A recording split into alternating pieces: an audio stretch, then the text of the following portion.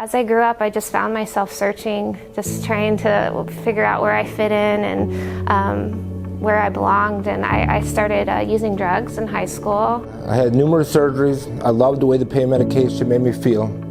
Eventually, these doctors cut me off, and I still craved that feeling. So I started to find people who would sell me their prescriptions. I looked through people's medicine cabinets, and I was literally scared because I could not get off these things. At the peak of my addiction, I was in a totally just broken place and hated the person I'd become. And I didn't know how to get out of its grasp. I was turning into a liar, a thief, someone that nobody could trust. Everyone had completely cut me off. My parents actually had to move out of state to get away from me. I had over a dozen overdoses in the 2 years prior. So depressed from everything that the drugs had caused, and I really was hoping that one of these times that maybe I just wouldn't wake up from this and this life would be over. I believed in God because I grew up in church. I might have struggled with addiction, but I still believed that Jesus was real. And I looked up at the sky and I just said, God, please help me. That was what I said. And he did. It was very quickly, things happened very quickly after that. Once I cried out to the Lord, I went into Teen Challenge August 10th, 2009, and it was the best decision I ever made for my life.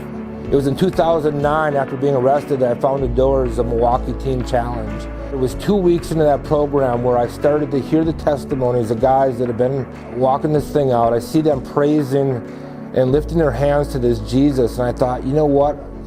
There might be something to this. And it was at that point that I accepted Jesus into my heart, and I had no idea that one decision was going to change the entire course of my life.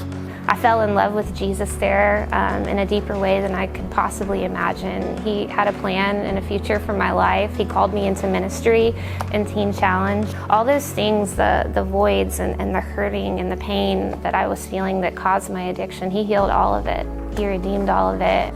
Over that year of Teen Challenge, God started to restore my family. God gave me hope again. God gave me peace again, peace that I haven't had since I was just a young boy. I went to the Emerging Leaders College when I graduated Teen Challenge, got my AA in Bible and Theology, and just from there I've been on this beautiful journey with the Lord. Every time He asks me to go, I say yes, and I'm obedient to that. I started to feel the calling that He placed on my life to help other people who are trapped in addiction. And over the last 10 years, I've been serving in different capacities with Teen Challenge. Throughout this journey, God has brought me a beautiful, godly wife. Today, we're the executive directors of Orlando Teen Challenge. Me and my wife serve in ministry together.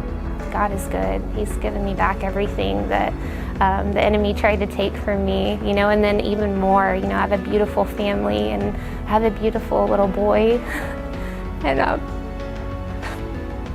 just so thankful for what God's done in my life.